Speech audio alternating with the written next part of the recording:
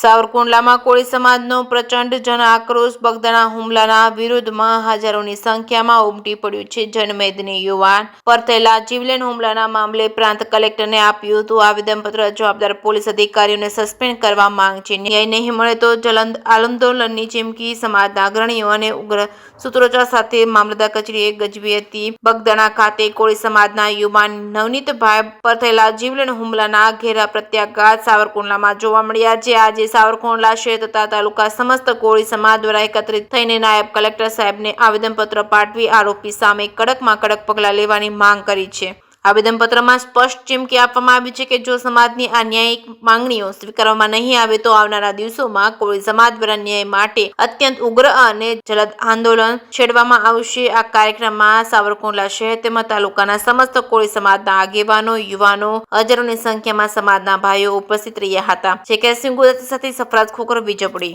મારું નામ પંકજ ઉનાવા છે, મોટા જીવડા ગામનો સરપંચ। બગદાણા સ્થિત જે નવનીતભાઈ બાળદિયા ઉપર જે અસામાજિક તત્વો દ્વારા જે હુમલો કરવામાં આવ્યો એમાં અમારા સમસ્ત કોળી સમાજ જે સાવરકુંડલા અને તાલુકા શહેર આ બધા જ અહીંયા ઉપસ્થિત થયા છે અને અમારી માંગણી છે અને આ જે ઘટના બની છે અમે સખ્ત શબ્દોમાં વખોડીએ છીએ અને આવનારા દિવસોની અંદર આવી ફરીવાર ઘટના ન બને અને અસામાજિક તત્વો જે પણ કોઈ હુમલો કર્યો છે અમારે કોઈ જ્ઞાતિ પ્રત્યે કોઈ વાંધો વિરોધ નથી, પરંતુ જે કોઈ આવા અસામાજિક તત્વોએ જે અમારા ભાઈ ઉપર હુમલો કર્યો છે ક્રૂર અને નિર્દયી જે હુમલો કહેવામાં આવે છે એવો હુમલો અમારા ભાઈ ઉપર જ્યારે કરવામાં આવ્યો ત્યારે અમારા સાવરકુંડલા શહેર અને તાલુકાના સમસ્ત કોળી સમાજ દ્વારા અમે આજે આવેદનપત્ર આપવામાં આવ્યું છે અને કહેવામાં આવ્યું છે કે જે કોઈ પણ આ ગુનેગાર હોય તેમને છોડવામાં ન આવે અને કાયદાકીય રીતે જે કોઈ BNSની કલમ 109, 61 અને 324 મુજબ જે કોઈ ગુના નોંધવામાં આવતો હોય તે વહેલામાં વહેલી તકે નોંધવામાં આવે એવી અમારી સમસ્ત કોળી સમાજની માંગણી છે। અને જો આવનારા દિવસોની અંદર યોગ્ય ન્યાયિક તપાસ નહીં કરવામાં આવે તો અમારા સાવરકુંડલાના આ સ્થાન ઉપરથી અમે આહવાન કરીએ છીએ કે આવનારા દિવસોની અંદર જ્વલંતમાં જ્વલન અને ઉગ્રમાં ઉગ્રનું આંદોલન અમે સાવરકુંડલામાંથી કરીશું। એ સરકારને અમે ચીમકી કે ચેતવણી કે વિનંતી જે સમજવું તે સમજે। જય જય કોળી સમાજ। સાવરકુંડલા તાલુકાના સમસ્ત કોળી સમાજ દ્વારા નવનીતભાઈને ન્યાય અપાવવા માટે આવેદનપત્ર આપવામાં આવ્યું છે। એમાં જે આરોપીઓનો સમાવેશ નથી કરવામાં આવ્યો, પોલીસની જે બેદરકારી છે એ બેદરકારીમાં જે પોલીસો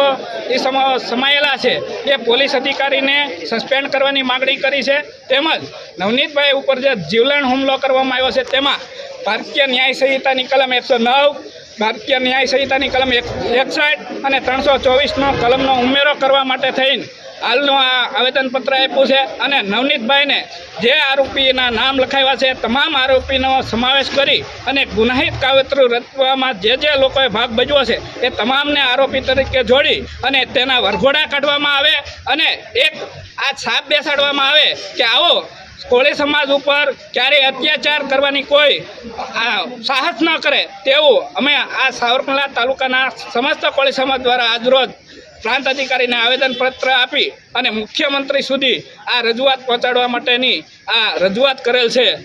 મુજબ આપણે બધા મિત્રોનો અમારો સહયોગ સમસ્ત કોળી અને ઠાકોર સમાજ દ્વારા જે આજે આવેદનપત્ર આપવામાં આવ્યું છે સમસ્ત કોળી સમાજ દ્વારા મિત્રો